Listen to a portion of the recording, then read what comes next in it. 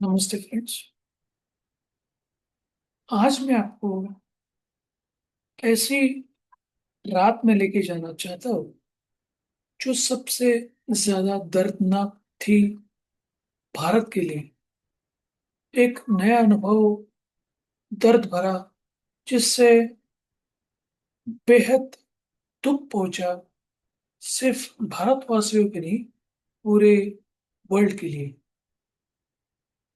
जी हाँ, मैं बात कर रहा हूँ मुंबई का टेरर अटैक।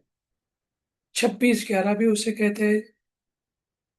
26 नवंबर 2008, आज ही का दिन 26/11, जिस दिन हमारे मुंबई के ऊपर, इंडिया के ऊपर, जो फाइनेंशियल कैपिटल है इंडिया की, उसके ऊपर बेहद ही खतरनाक अटैक किया गया टेररिस्ट के द्वारा।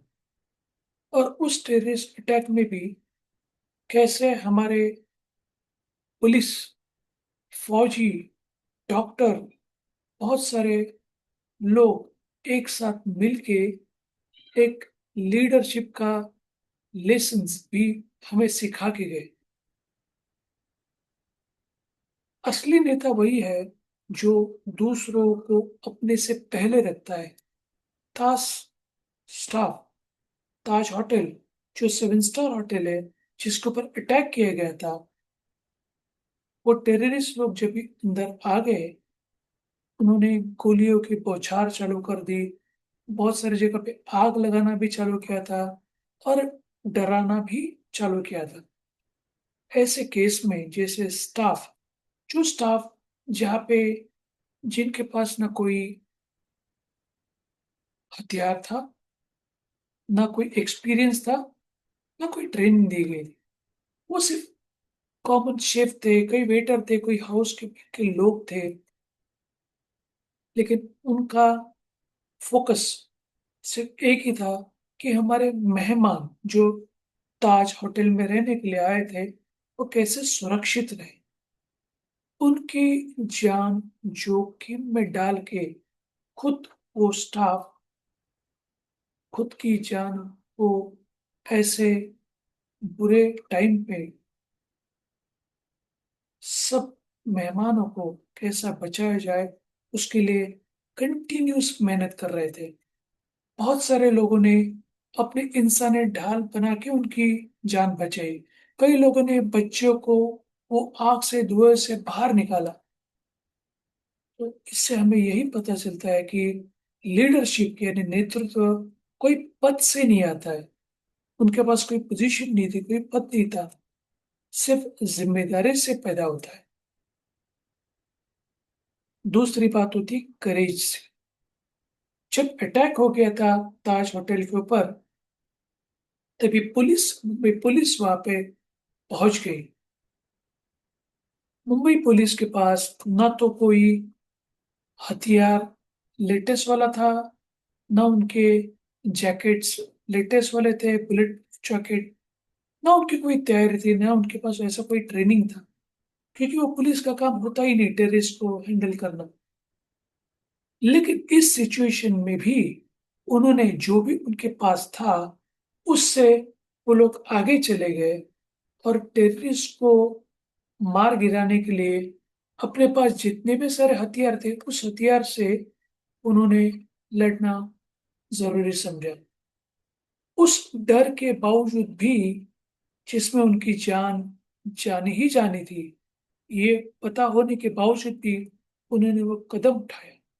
बाद में एनएसजी के कमांडो आ गए, जिस कमांडो ने फिर हेलीकॉप्टर से बिल्डिंग के अंदर आ गए और फिर उन्होंने मंदिर द मंजिल आतंकियों को खत्म करना शुरू किया। लेकिन फिर भी उस बहादुर मुंबई पुलिस को हमें मानना ही पड़ेगा, क्योंकि इतना आसान नहीं होता है कि अपनी लाइफ जोखिम में डाल के लोगों को उस जगह से बचा पाए। संकट में ही लोग अपने एक साथ जुट जाते हैं। ऐसे टीम वर्क की असली निशानी है ये अटैक भी, जहाँ पे NSG commando, Mumbai police office के स्टाफ, वो डॉक्टर, फायर ब्रिगेड, होटल का स्टाफ, बहुत सारे लोग एकजुट होकर काम में लग गए। ना कोई बहाना दिया, ना कोई आरोप, सिर्फ एक ही चीज थी कि हम एक साथ जुड़ के इस प्रेशर के टाइम में भी अपने लोगों को कैसे बचाए। ये होता है लीडरशिप का थॉट प्रोसेस। संकट में कम्युनिकेशन, इफेक्टिव कम्युनिकेशन बेहद जरूरी होता है। वो क्लैरिटी, कंसिस्टेंट कम्युनिकेशन जो ऑफिस के होटल के स्टाफ का था, जहाँ पे उन्होंने अपने जो भी ग्राहक थे, कस्टमर थे, उन सब लोगों को झुक के चलने के लिए कहा। रास्ते से ये अलग अलग रास्ता है, ये खतरनाक खतरनाक रास्ता है, ये कॉरिडोर में खतरा है, ऐसे कंटिन्यूस अपडेट दे दिया क्योंकि उनकी जान वो बचा पाए। कमांडो, पुलिस, डॉक्टर सब एक दूसरे को समय समय पे संदेश दे रहे थे, जिसकी वजह से बहुत सारे लोगों की जान बच गई। तब महान नेता वही है कि जिनमें कम्युनिकेशन क्लियर हो, और वो ऐसे समय पे जहाँ पे कठिन परिस्थिति है फिर भी शांत रहने से, समय समय पर इफेक्टिव कम्युनिकेशन करने से लोग, बहुत सारे लोगों की जान बचा पाए। बहुत सारे लोग ये भी देखते हैं कि जब ऐसे वाले समय पे, जब कोई एक्चुअल लीडर वहां पे अवेलेबल नहीं होता है, तो भी वहां पे लोग एक यूनाइटेड लीडरशिप बना लेते हैं, जहाँ पे अच्छे नेतृत्व कोई दूसरे लीडर के इंफॉर्मेशन के लिए वेट नहीं करता। वही टाइम पे वो लोग एक दूसरे को ही खुद से लीडर मानने लगे थे, और पूरी सिचुएशन की रिस्पॉन्सिबिलिटी उन्होंने ले ली। इस इवेंट के बाद में भी, खतरनाक सिचुएशन के बाद, सर रतन टाटा जी, एक्चुअली रियल भारत रत्न, उन्होंने सब स्टाफ से बात की। जो भी पीड़ित परिवार थे, जो भी घायल लोग थे, सब लोगों से मिला, उनको हौसला दिया। कोई मीडिया नहीं, कोई शो नहीं, सिर्फ अपना दिमाग शांत रख के वहां पे अपनी संवेदनशीलता दिखाई। लोग आपके ज्ञान से नहीं, लेकिन आपके इमोशन से जुड़ जाते हैं। और वैसे ही करोजियस इमोशन सर रतन टाटा ने दिखाए।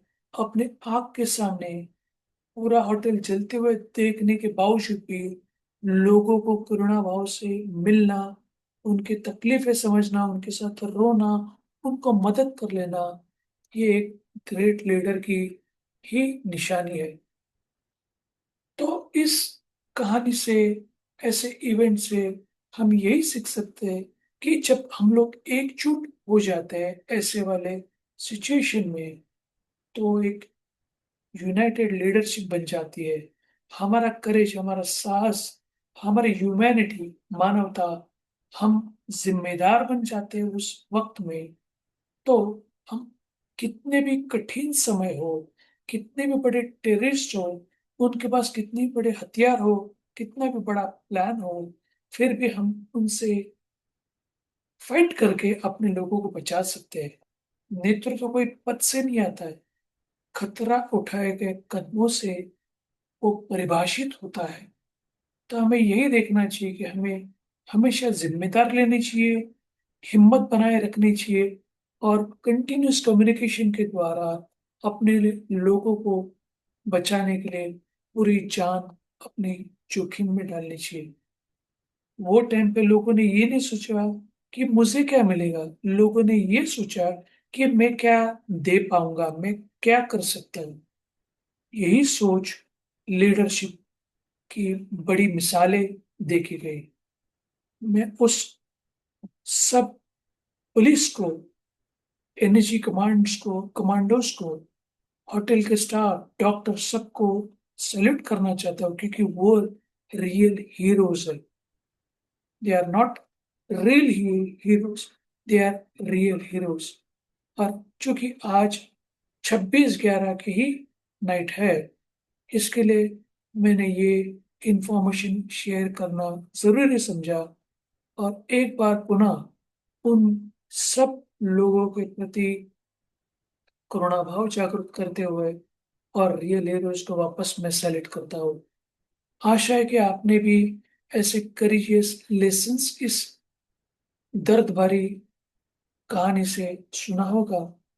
अगर आपको ये कहानी से, उनके सेक्रीफाइस से, उनके लीडरशिप के थॉट प्रोसेस से, एक्शन से कुछ सीख मिली होगी, तो आप इसको लाइक भी कर दीजिएगा। आपके सुझाव, आपके जो भी लर्निंग्स है, इसमें शेयर कर दीजिएगा। और अगर आपको पॉसिबल है तो यही कहानी से लर्निंग आप अपने रिश्तेदारों के साथ, अपने फैमिली मेंबर के साथ, अपने फ्रेंड सर्कल में भी शेयर कीजिएगा। इससे अधिक जानकारी के लिए आप मुझे मेरे व्हाट्सएप 9880537357 एंड ईमेल ganesh_borade के ऊपर कांटेक्ट भी कर सकते हैं। कल वापस मिलेंगे नई कहानी, नई स्टोरी, नई लर्निंग के साथ। तब तक के लिए धन्यवाद।